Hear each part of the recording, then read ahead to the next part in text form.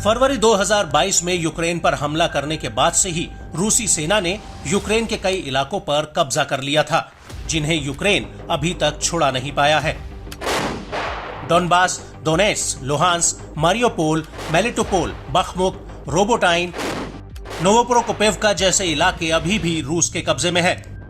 और अब इसी कड़ी में यूक्रेन के राष्ट्रपति वोलोदिमीर ज़ेलेंस्की का कहना है कि उत्तरी दोनेत्स्क में स्थित अवदीव्का और मारियान्का कस्बे में यूक्रेन और रूसी सैनिकों के बीच भीषण जंग चल रही है।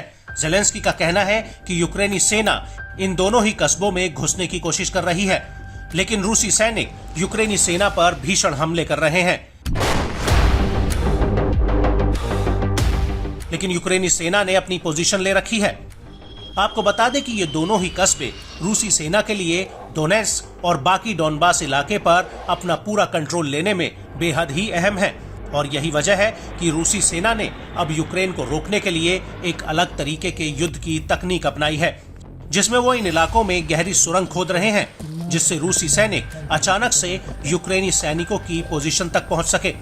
इसको लेकर यूक्रेन की स्पेशल फोर्स के सैनिक मेजर मैक्सिम मोरोजोव का कहना है कि पूर्वी यूक्रेन के डोनबास के उत्तर में हालातों को नियंत्रण करना बेहद ही मुश्किल है।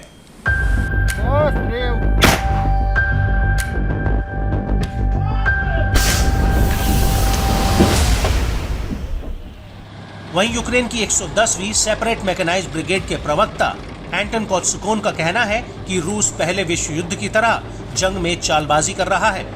रूसी सेना अवदीव्का फ्रंट से सुरंगें खोद रही है और इन सुरंगों के जरिए वो यूक्रेनी पोजीशन तक पहुंचने की कोशिश कर रहे हैं। इसके अलावा रूसी सैनिक यूक्रेनी सैनिकों को रोकने के लिए बड़े पैमाने पर गोला बारूद का इस्तेमाल कर रही है, जिससे यूक्रेनी सैनिकों को आगे बढ़ने से रोका जा सके।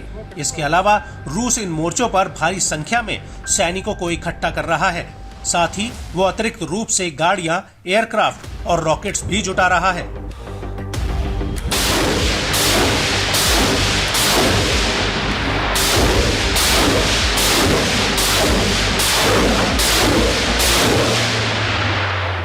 यूक्रेनी सेना का ये भी कहना है कि रूस युद्ध के मैदान में रोबोटिक गाड़ियों के जरिए हथियार सप्लाई कर रहा है।